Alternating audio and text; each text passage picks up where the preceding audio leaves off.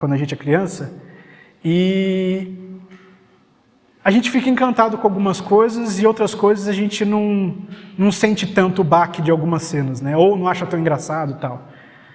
Mas quando a gente fica mais velho e a gente assiste de novo algum desses programas, como o do Chaves, a gente lembra de umas piadas muito boas, a gente começa a entender um pouco melhor algumas coisas, algumas piadas que, quando a gente era criança, não tinha condições de entender. E, por vezes, em algumas cenas mais tristes, quando a gente assistia e não sentia nada, hoje, quando a gente assiste, a gente sente o baque. A gente sente uma tristeza pelo personagem. Ou porque a gente já passou por uma situação parecida, ou porque a gente tem um carinho tão grande pelo personagem que a gente simpatiza com ele, né? Criança, normalmente a gente tem dificuldade. Quando a gente é criança, a gente tem dificuldade de sentir essa empatia, né? E isso é verdade também quando a gente está na escola dominical, né? Quando a gente é criança e a gente está na escola dominical, a gente aprende várias lições, né, de personagens bíblicos do Antigo Testamento. E a gente carrega com a gente sempre, nós sempre carregamos com a gente sempre algumas imagens ou algumas coisas, cenas bem marcantes de alguns personagens bíblicos que ensinaram para a gente quando a gente era criança, né? Então, por exemplo, quando a gente pensa no Davi, a gente lembra justamente do embate dele com Golias, né? Não é bem estilingue, mas com o caso como ele derrota Golias. Barra Funda, acho. Daí a gente tem, por exemplo, Moisés, que tem vários desses momentos muito marcantes para a gente. Tem o momento das pragas, tem o momento do caminhar, né, passar pelo Mar Vermelho, tem o momento das 12 tábuas, né, dos 10 mandamentos. Aí a gente lembra de Noé também. Noé, o que acontece? Noé tem aquele momento bem icônico, né, dos animaizinhos se juntando para entrar na arca.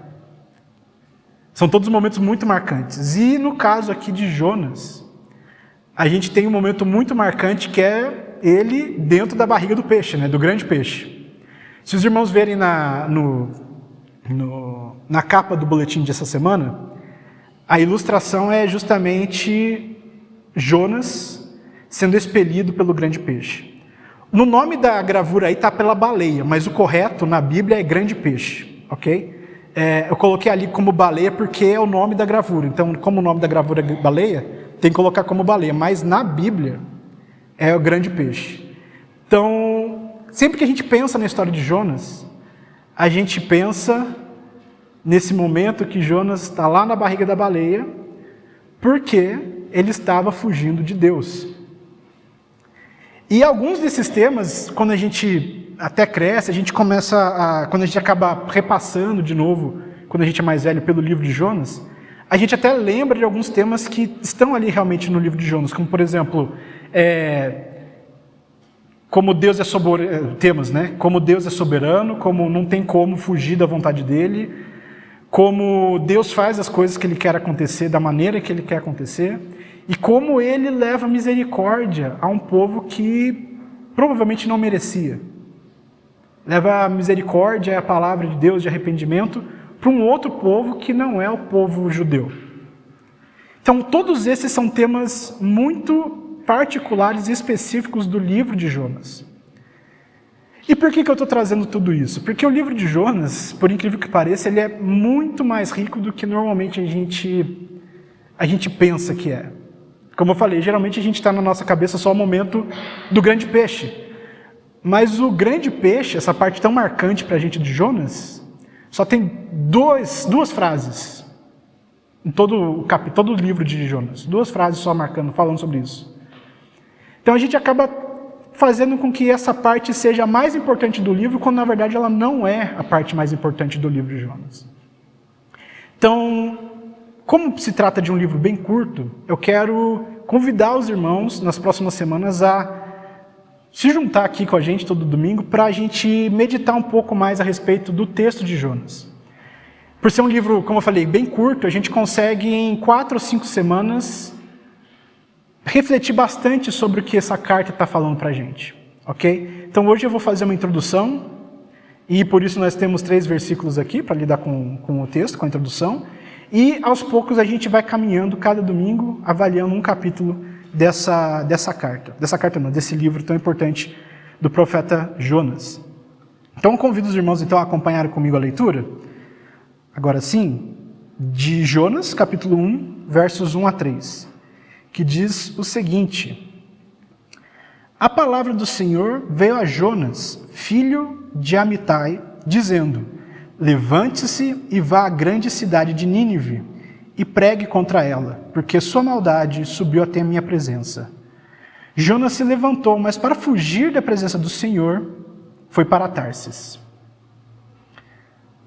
Até aí.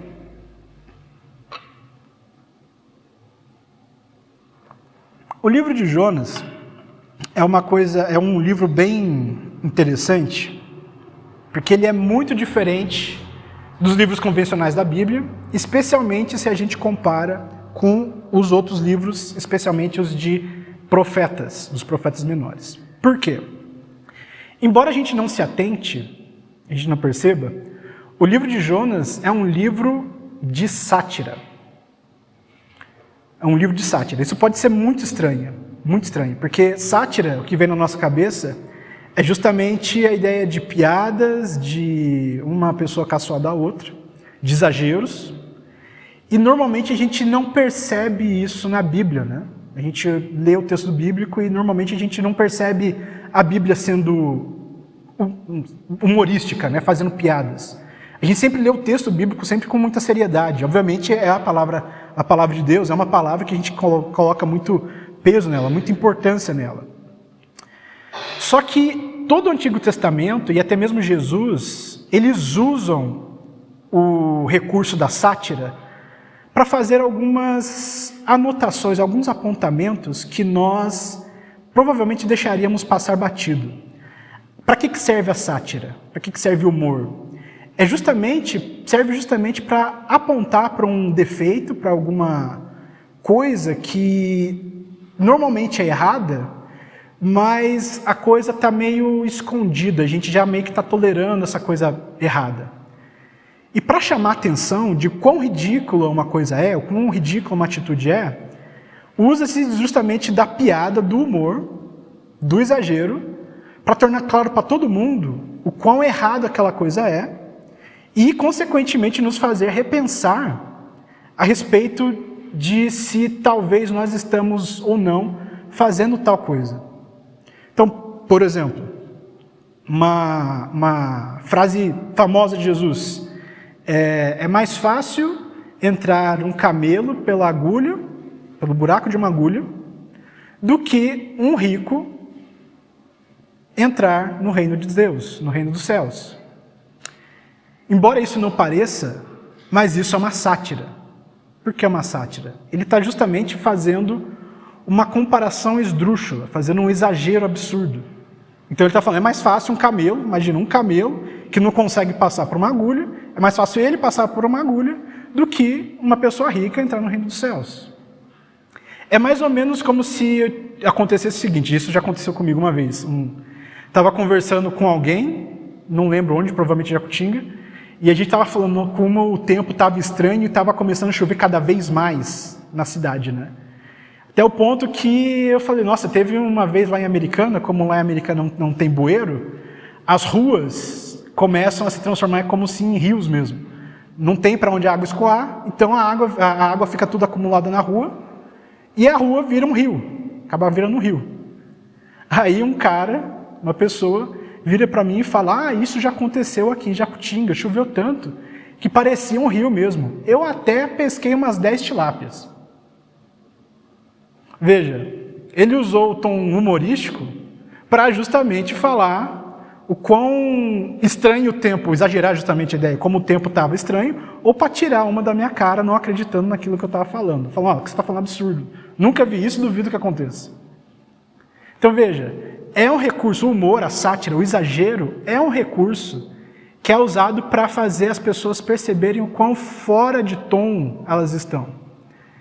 Então, o que a gente tem, por exemplo, eu acho que talvez seja fácil os irmãos lembrarem de alguns programas antigos da televisão, como provavelmente TV Pirata, eu acho que talvez o Balança Mais Não Cai, algumas vezes a Praça Nossa. O que acontece?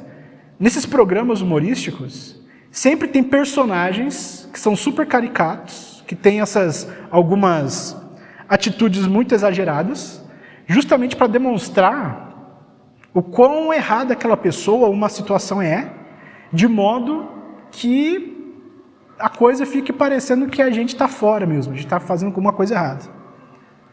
Ou nos ajudar a perceber isso.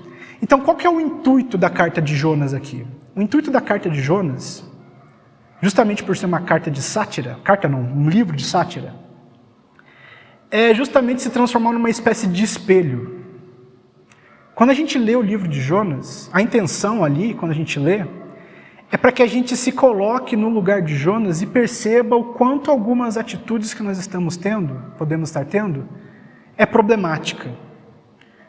E ele faz isso sempre em tom humorístico, embora a gente não perceba esse humor, em tom exagerado, que muitas vezes a gente também não percebe.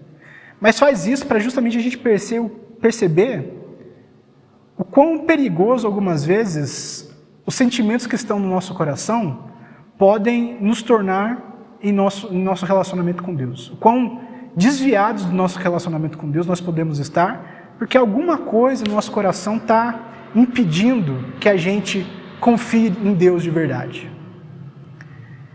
Muito bem, como é que a gente percebe que é um livro de sátira? Já nesse começo do livro, a gente já tem alguns elementos de sátira, de exagero, de contradição, de ironia. Então, se os irmãos se atentarem aí no começo da carta, Jonas, ele fala Jonas, filho de Amitai. Não sei se os irmãos sabem, não sei nem se o irmão Jonas também sabe o significado do nome dele. Jonas, o significado de Jonas significa pomba. E por que pomba? Porque pomba simboliza pureza, inocência. Então, se os irmãos se lembrarem no Antigo Testamento, especialmente no Antigo Testamento, os nomes dos personagens bíblicos têm muita força, têm significado, trazem com eles características da personalidade deles, características das próprias histórias deles, do que eles vão passar e de como eles lidam com as diversas situações do dia a dia. Então aqui o que a gente tem é um profeta que se chama Jonas, que deveria ser puro, que deveria ser inocente e que é filho de Amitai. E o que significa Amitai? Significa fidelidade. O profeta Jonas é alguém que é puro, inocente e que é filho da fidelidade. Ou seja, ele é alguém que deveria ser fiel.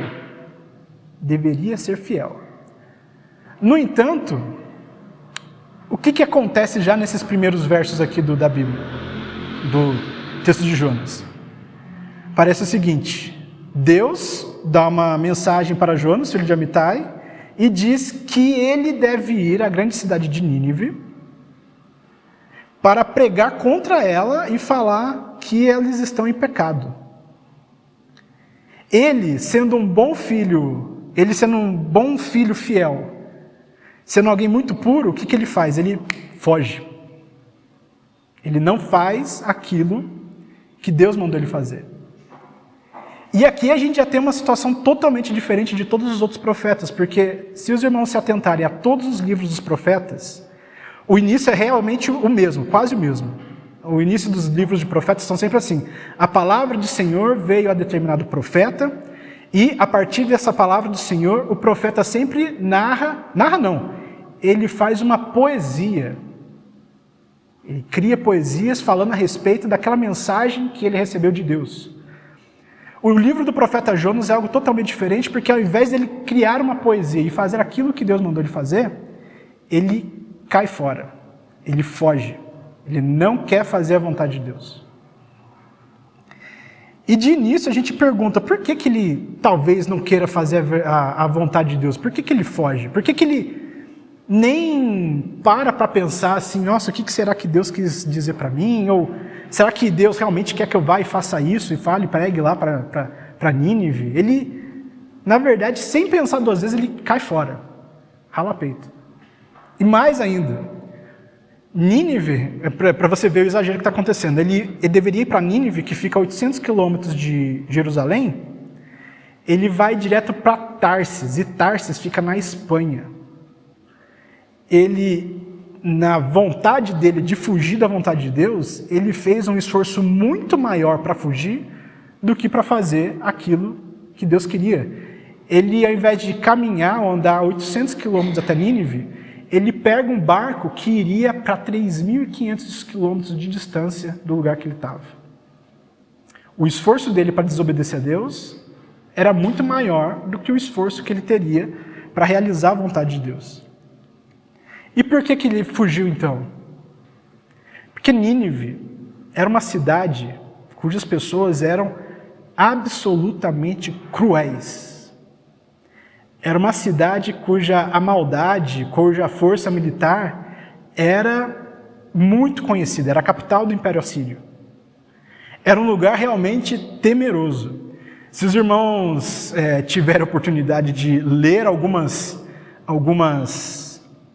passagens que falam, não na Bíblia, mas alguns textos que falam a respeito da maldade, da crueldade deles, os irmãos ficariam chocados. A maldade deles é muito grande. A maldade, se a gente lê, a gente fica arrepiado e amedrontado. E já que a gente está falando de exageros, é de arrepiar até o pelo do sovaco, de debaixo do braço. O que eles faziam não era bolinho. A gente muitas vezes tem contato com alguns vídeos de, por exemplo, revoltas ou... fugiu a palavra agora, mas revoltas dentro de presídios, quando o pessoal toma o presídio todo e vê as barbaridades que o pessoal faz. A gente sempre tem contato com esse tipo de vídeo na internet. A maldade dos ninivitas era tão grande que faz esses vídeos parecerem brincadeira de criança.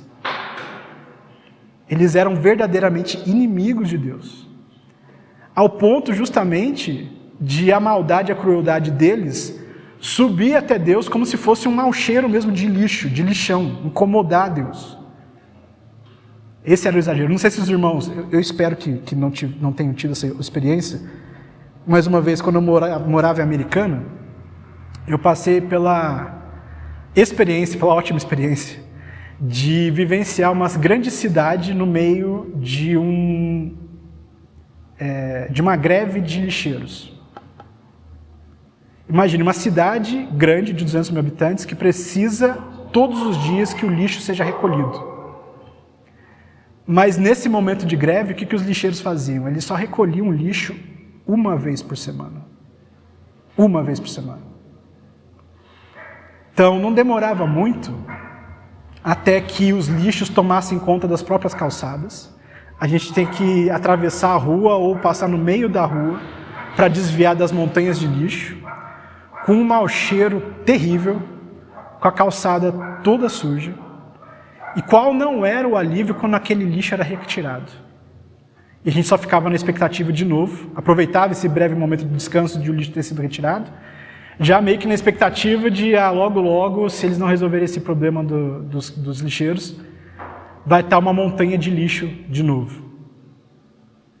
Esse é o tipo de incômodo que Deus teve com os pecados dos ninivitas.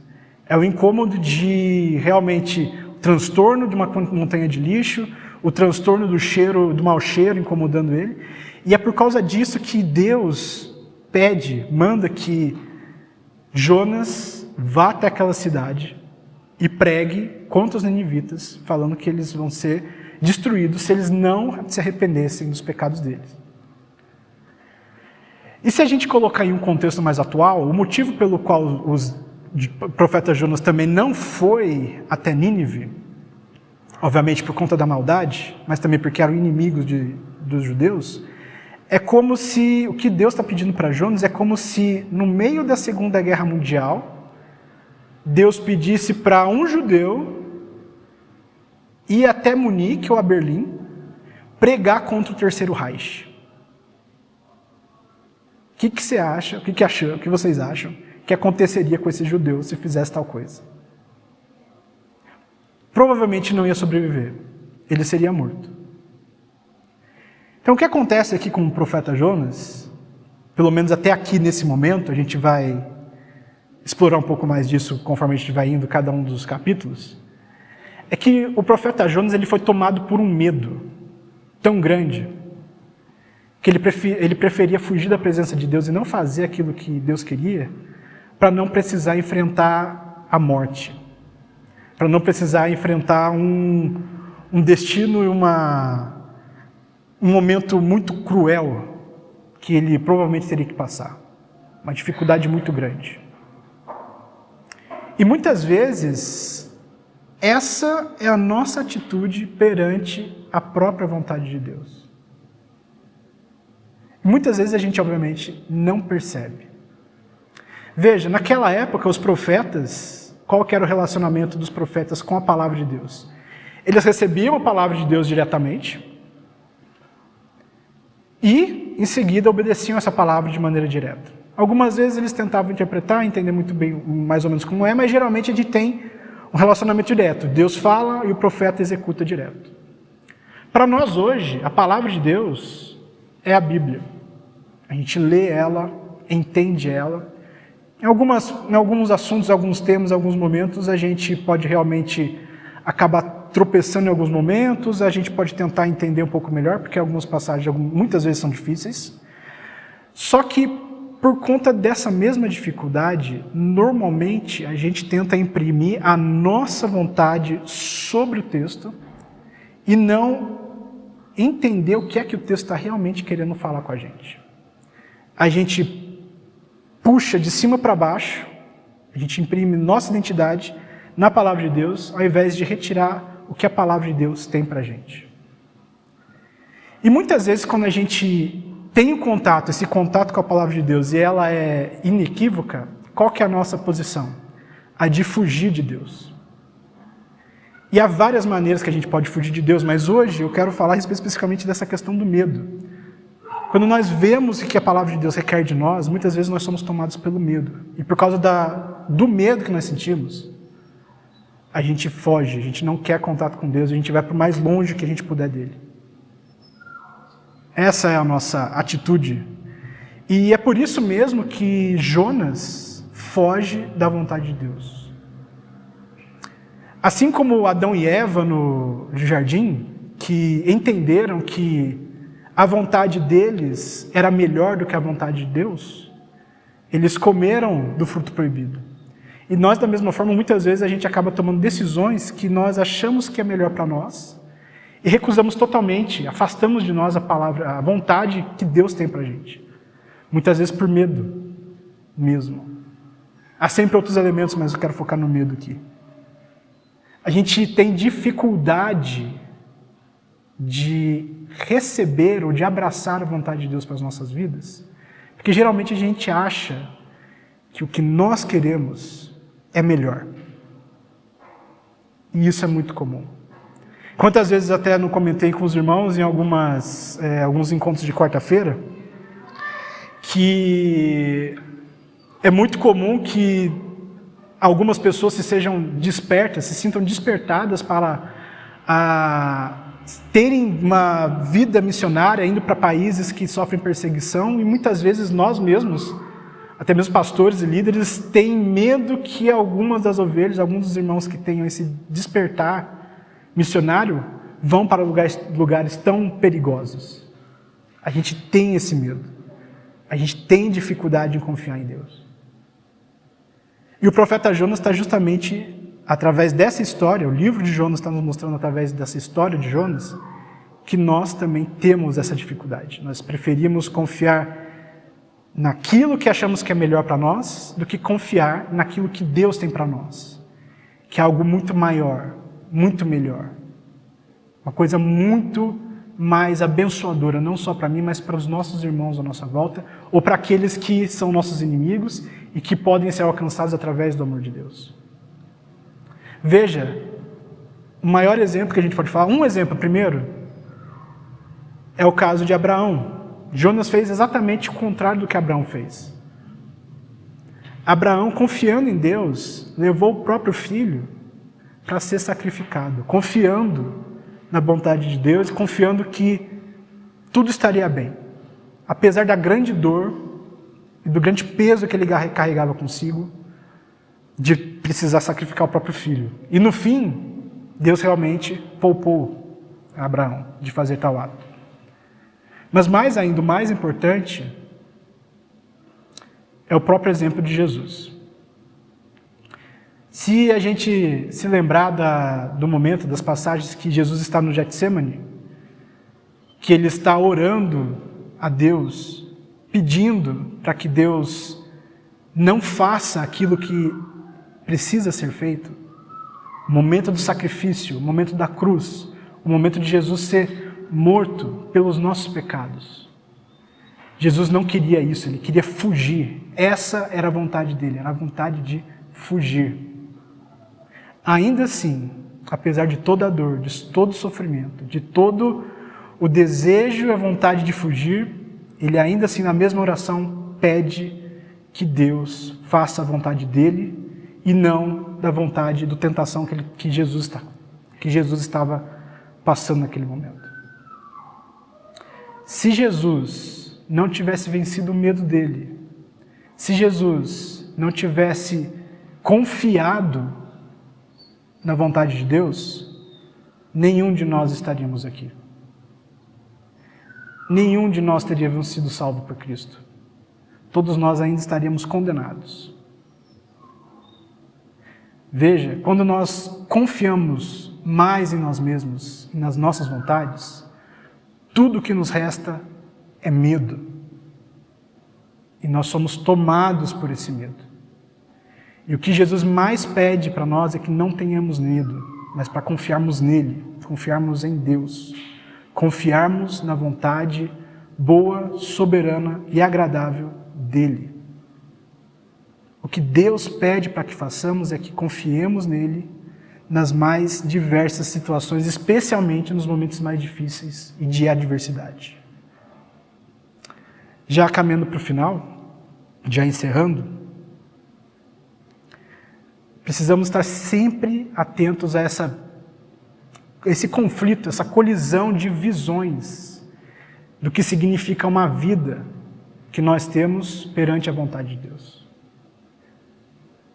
Muitas vezes nós entendemos que a boa vida, uma vida de verdade, tem que ser vivida da maneira que eu quero, com, viagens, com casões, com talvez carrões, tem muita gente que gosta de carro, com muitos bens. Cada um aqui tem um modelo no coração do que significa uma boa vida.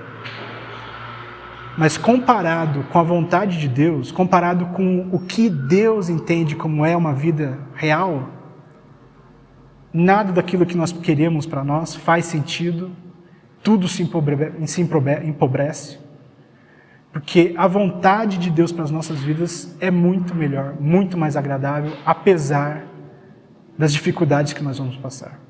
Talvez seja justamente por causa das dificuldades que passamos em nome de Deus, é que nós entendemos que vida real só existe quando nós servimos e confiamos a Deus.